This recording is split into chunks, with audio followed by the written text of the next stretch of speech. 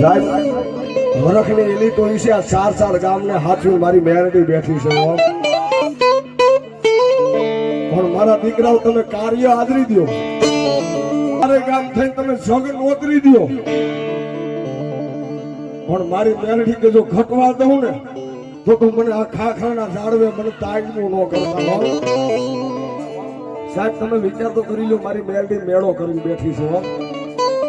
એ આટલી મેદની બેઠી છે અને મારી મેરડી કે જો દુનિયાની માલ પર મારો દીકરો મન ટપોરો કરે ને, જો ખાખરના ઝાડમાં મૂકી અને મારા દીકરાની જો રાવું ન કરવા આવું ને તો ખાખરના ઝાડવે મને મેરડીને ખોટું લાગે.